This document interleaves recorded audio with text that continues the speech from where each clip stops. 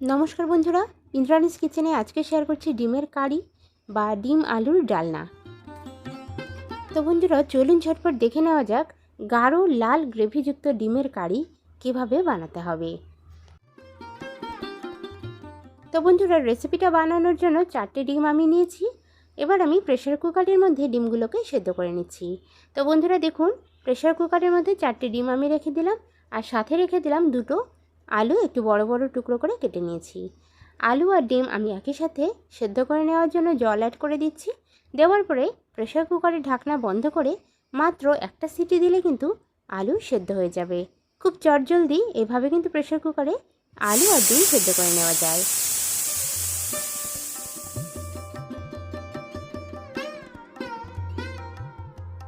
তো বন্ধুরা প্রেসার কুকারে একটা সিটি দিয়ে আমি ডিম আর আলুটাকে কিন্তু ভালোভাবে সেদ্ধ করে নিয়েছি। এবার ঢাকনা খুলে ডিম আর আলুটাকে জলের মধ্যে আমি ফেলে দেব এবং ঠান্ডা করে নেব। ঠান্ডা করে নেওয়ার পরে ডিম আর আলুর খোসাগুলোকে খুব ভালোভাবে ছাড়িয়ে নিতে হবে।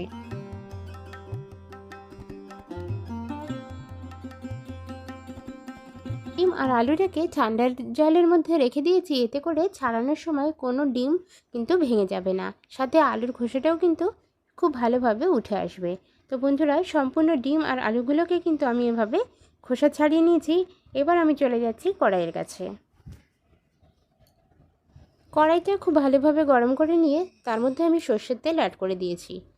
আজকের রান্নাটা আমি করছি সর্ষের তেলে, তবে আপনারা প্রয়োজন মতো যে কোনো তেল দিয়ে কিন্তু রান্নাটা করে নিতে পারেন।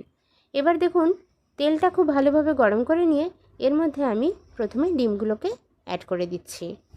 ডিমগুলো ভাজার সময় অবশ্যই কিন্তু ছুরির সাহায্যে এভাবে একটু কেটে কেটে দেব। এতে করে ডিমের মধ্যে নাকি মশলাপাতি খুব ভালোভাবে প্রবেশ করে এবং ডিমের টেস্টও বৃদ্ধি পায়। তো সম্পূর্ণ ডিমগুলোকে এভাবে একটু হালকা করে কেটে কেটে দেওয়ার পরে খুব ভালোভাবে তেলের মধ্যে আমি দিয়ে দিয়েছি। ডিমগুলো ভাজার সময় অবশ্যই ডিমের মধ্যে আমি নুন আর হলুদের গুঁড়ো অ্যাড করে দেব। এবার দেখুন ডিমটাকে হালকা করে একটু লালচে করে ভেজে নিয়েছি।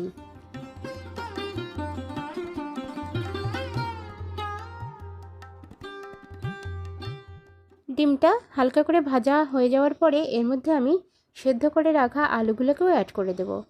আলুগুলোকেও যদি এভাবে তেলের উপরে একটু সাঁতলে নেওয়া যায়, এতে করে আলুর টেস্টও কিন্তু খুব ভালো আসবে।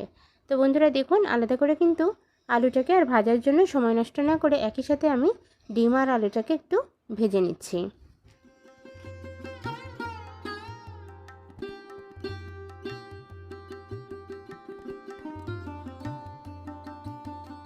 ডিম আর আলু দুটোই কিন্তু খুব ভালোভাবে ভাজা হয়ে গিয়েছে। তো আমি একটা প্লেটে আলু আর ডিমটাকে তুলে রাখছি।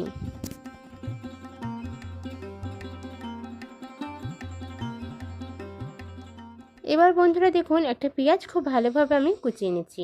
আজকের রেসিপিতে একটু পেঁয়াজের ব্যবহার কিন্তু বেশি করে করতে হবে, এতে করে রেসিপিটার টেস্ট কিন্তু খুব ভালো আসবে। তো আমি এখানে বড় পেঁয়াজটাকে খুব ছোট ছোট করে কুচিয়ে নিয়েছি, আর ছোট যে পেঁয়াজটা ছিল সেটা কিন্তু একটু বড় বড় টুকরো করে নিয়েছি, ওটা কিন্তু বেটে ব্যবহার করব। তো তার জন্য একটা মিক্সিং জার নিয়েছি আর তার মধ্যে পেঁয়াজ যেটা আমি বড় করে কেটেছি সেটা কিন্তু দিয়ে দিলাম। দিয়ে দিচ্ছি কাঁচা লঙ্কা ঝালের জন্য, একই সাথে রসুন, একটা গোটা রসুন কিন্তু আমি দানা ছাড়িয়ে নিয়েছি সেটা দিয়ে দিলাম। এবার দেখুন ছোট ছোট করে একটু আদা আমি কেটে নিচ্ছি, কেটে নেওয়া আদাটাকেও কিন্তু অ্যাড করে দেব। এই কটা জিনিসকে খুব সুন্দরভাবে আমি মিহি করে বেটে নিয়ে ফিরে আসছি। তো সামান্য একটু জল দিয়ে সম্পূর্ণ মশলাটাকে একদম সুন্দরভাবে আমি বেটে নিয়েছি। একদম মিহি করে বেটে নেওয়ার পরে আমি একটা বাটিতে ঢেলে রাখছি ব্যবহার করার সুবিধার জন্য।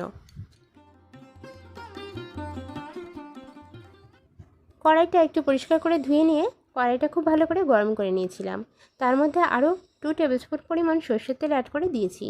তেলটা খুব ভালোভাবে গরম করে নিয়ে তার মধ্যে অ্যাড করে দিচ্ছি সাদা গোটা জিরে। আজকের রেসিপিতে আমি সাদা গোটা জিরে ফোড়ন দিচ্ছি, তবে আপনারা চাইলে এখানে গোটা গরম মশলাও কিন্তু ফোড়নে দিতে পারেন। দিয়ে দিচ্ছি একটা তেজপাতা একটু ভালোভাবে ছিঁড়ে দিয়ে দিলাম, তার সাথে 2টো শুকনো লঙ্কা ফোড়নে অ্যাড করলাম। ফোড়নটাকে হালকা হাতে একটু নাড়াচাড়া করে ফোড়ন থেকে খুব সুন্দর একটা মিষ্টি গন্ধ যখন ছাড়বে তখন এর মধ্যে কুচানো পেঁয়াজটাকে অ্যাড করে দেব। পেঁয়াজটাকে একদম সুন্দরভাবে লাল লাল করে ভেজে নেব, আর তার জন্য কিন্তু একটু সময় নিয়ে পেঁয়াজটাকে ভাজতে হবে। তো পেঁয়াজের মধ্যে আমি সামান্য পরিমাণ একদম 1 চিমটা মতো হলুদের গুঁড়ো অ্যাড করে দিচ্ছি। এতে করে পেঁয়াজটা কিন্তু একদম লালচে কালার চলে আসবে, দেখতে কিন্তু খুবই ভালো লাগবে, সাথে তাড়াতাড়ি কিন্তু পেঁয়াজটা ভাজা হয়ে যাবে। তো বন্ধুরা, হলুদের গুঁড়ো দেওয়ার 1 মিনিট মতো নাড়াচাড়া করেই আমি কিন্তু পেঁয়াজটাকে ভেজে নিয়েছি। পেঁয়াজটা ঠিক এরকমভাবে যখন তেল ছেড়ে দেবে, এবার এর মধ্যে আমি বাটা মশলাটাকে অ্যাড করে দিচ্ছি। আদা রসুন পেঁয়াজ কাঁচা লঙ্কা যে বাটা মশলাটা আমি বানিয়েছিলাম, সে বাটা মশলাটার মধ্যে দিয়ে দিলাম। মশলাটাকে দেওয়ার পরে সামান্য একটু বাটিটা ধুয়ে জল দিয়ে মশলাটাকে বেশ 2 থেকে 3 মিনিট মতো নাড়াচাড়া করে নিতে হবে। তো বন্ধুরা দেখুন, মশলাটা কিন্তু বেশ একটু শুকিয়ে গিয়েছে। তো এই পর্যায়ে এসে আমি একটু জল অ্যাড করে দিয়েছি। জল দিয়ে কিন্তু মশলাটাকে কষাতে হবে। তো এবার এর মধ্যে আমি কিছু গুঁড়ো মশলা ব্যবহার করব।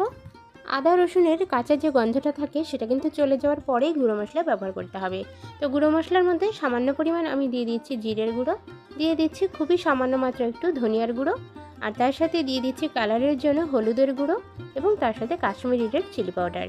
এই 4টে গুঁড়ো মশলাই আমরা সাধারণত ব্যবহার করে থাকি। তবে আজকে ডিমের রেসিপিতে কিন্তু এই গুঁড়ো মশলাগুলোই খুবই অল্প মাত্রায় ব্যবহার করছি। সামান্য একটু জল অ্যাড করে দিয়ে মশলাটাকে খুব সুন্দরভাবে কিন্তু গুলে নিতে হবে।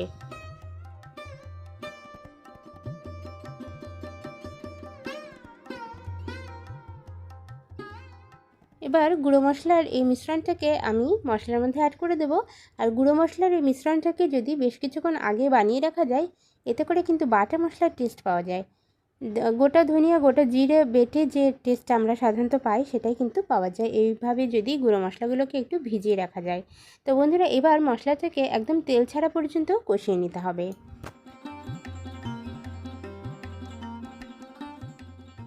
রেসিপির টেস্ট কিন্তু অনেকাংশে নির্ভর করে এই মশলা কষানোর উপরে। মশলাটা যত সুন্দরভাবে কষানো হবে, সম্পূর্ণ মাত্রায় তেল ছেড়ে দেবে, ততটাই কিন্তু রেসিপির টেস্ট বৃদ্ধি পাবে। তো বন্ধুরা দেখুন, এই মশলাটা থেকে সম্পূর্ণ মাত্রায় কিন্তু তেল ছেড়ে দিয়েছে, আর এটাই কিন্তু সাইন যে মশলাটা খুব সুন্দরভাবে কষানো হয়েছে। এরকমভাবে তেল ছেড়ে দেওয়ার পরে এর মধ্যে আমি ভেজে রাখা ডিম এবং আলুটাকে অ্যাড করে দিচ্ছি। খুবই সামান্য মাত্রায় একটু জল অ্যাড করে দিয়ে মশলার সাথে ডিম আর আলুটাকে খুব ভালোভাবে মিশিয়ে নেব। এখনও পর্যন্ত যারা ভিডিওটাতে লাইক করেননি, তাদের কাছে আমার একটাই অনুরোধ, প্লিজ একটা লাইক দিয়ে ভিডিওটাতে কন্টিনিউ করুন এবং ভিডিওটা এন্ড পর্যন্ত দেখুন।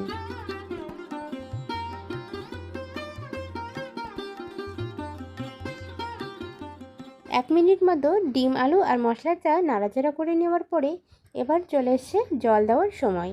তো আমি এখানে নর্মাল ওয়াটার অ্যাড করে দিচ্ছি, তবে আপনারা চাইলে এখানে অল্প গরম জল কিন্তু অ্যাড করতে পারেন, এতে করেও কিন্তু রেসিপির টেস্ট অনেকগুণ ভালো আসে। জলটা অ্যাড করে দেওয়ার পরে হালকা হাতে নাড়াচাড়া করে ঢাকনা চাপা দিয়ে কুক করে নিতে হবে 5 থেকে 6 মিনিটের জন্য।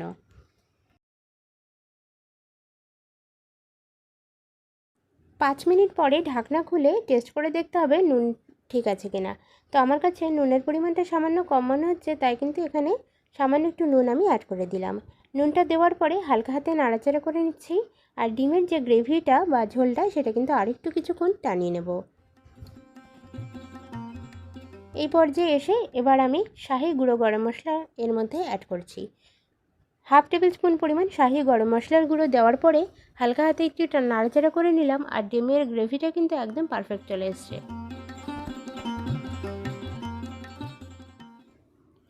হালকা হাতে নাড়াচাড়া করে গ্যাসের ফ্লেমটাকে বন্ধ করে দিয়েছিলাম, আর রেসিপিটা কিন্তু একদম রেডি টু সার্ভ।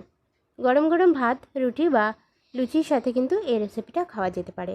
অসাধারণ টেস্টি হয়। একবার হলেও এরকমভাবে ডিমের কারি বা ডিম আলুর ডালনা বানিয়ে খেয়ে দেখবেন, অসাধারণ টেস্টি হয় বন্ধুরা।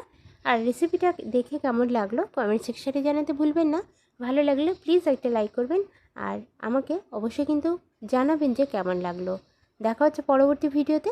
ততক্ষণে যেন সকলে খুব ভালো থাকুন, সুস্থ থাকুন। ধন্যবাদ।